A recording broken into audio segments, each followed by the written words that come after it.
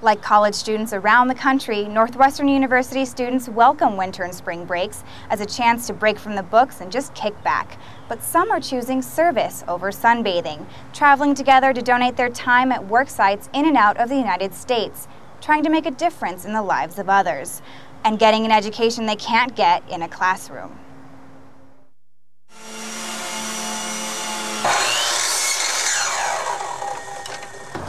This may not fit everyone's idea of a vacation, but each year, hundreds of Northwestern University students are choosing to spend their free time helping others by taking an alternative student break. 14 underclassmen spent Spring Break 2008 in New Orleans, learning firsthand about the devastating impact of Hurricane Katrina, still apparent 3 years later. It started with a 950-mile road trip. We learned to get really close really quick as we were all packed into the vans. As you first pull into New Orleans, you see the big buildings and you think, oh, this is great, New Orleans is rebuilt. And there's literally a point as you're going across the bridge where you leave the tall buildings and you leave the French Quarter and the new homes and you drive in. It's almost like you went back in time to 2005 when Hurricane Katrina hit. You see these houses that are completely destroyed, and it was the strangest thing I'd ever seen. The windows were cracked, the glass was everywhere, there was boards up. The strangest thing for me too was seeing a spray paint on each of these houses, and there was an X, and on the X there was these codes. We didn't really quite understand what they meant, and we later asked around, and they had told us like the number on top meant how many bodies they found. One Northwestern University group went to work in New Orleans' devastated Lower 9th Ward. There's so much work that needs to be done that it's just great to be helping here as opposed to partying or doing other stuff over break. Working with some Overland kids. The other group worked with the National Wildlife Federation to help restore coastal wildlife habitat destroyed by flooding. We're targeting the Chinese tallow tree. It's not letting any of the native trees come up since Katrina. We kind of took a different approach to helping New Orleans. I learned a lot about the environmental impacts of Katrina. All right, so apparently, if you leave it stumped like that, it grows 7 more sprouts. So we got to put some herbicide on the stump. Thank you. Apply the herbicide. All right, and we're good. The Lower 9 group helped restore hurricane-ravaged homes.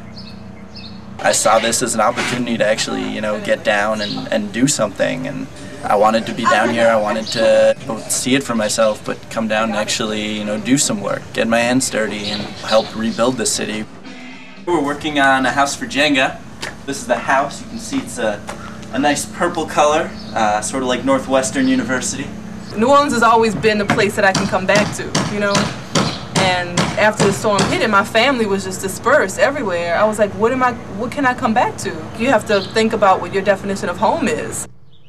We've done a pretty decent amount of work mudding and sanding. This was all drywall that we had to go over and smooth down, and after maybe a coat or two more, someone will be able to paint this. When we first showed up here, the bathroom was looking nothing like this. None of that green was there. It was all just kind of a frame of a room, and this has really come a long way. Here we have the kitchen, which is this lovely yellow color, and that's sort of coming along. We've got some cabinets that are up. We've got some more of the mudding and sanding that we've been doing for drywall. We've been working on the windows. You can see Barbara here scraping up old paint off of the fireplace. The front door has come a long way. We're going to paint another one of the rooms next. We just finished the room at the far back, the bedroom. We just finished painting that. Mr. Turner, your house is looking great. Thank you, ma'am. You're welcome. I'm just so happy that it's coming along. Yeah.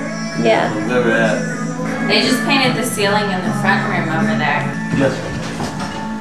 This they were working on sanding and mudding. Still some work. It's where the boys are sleeping. This is what I've been working on all week. Wow. Putting up all the drywall and then covering up the nails, sanding it, mudding it, and then hopefully tomorrow we'll prime and paint it. These are the boards that were ripped up from the front room of the house, and we're sanding them down and getting some of the paint and stuff off them so that they can be put back down for flooring again. We've still got a lot to go. It's been fun. We've made so much progress in this house. It's been really cool. Christine? I agree with everything she says because we spent the last like 4 days together. This is true. We have not been separated. Oh! Kate's been injured quite a bit. Just going wide. Ow! Alternative student breakers, making changes, and learning things you won't find in a textbook. I felt this was an opportunity for me to do, again, something that was really different, as well as something that, okay, I can actually maybe benefit somebody and do something good, and at the same time, learn something.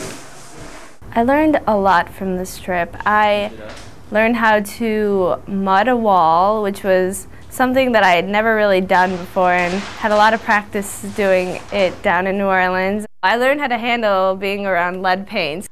I learned a lot about helping people. There were so many people there, and even though it had been 3 years, there was still so much damage.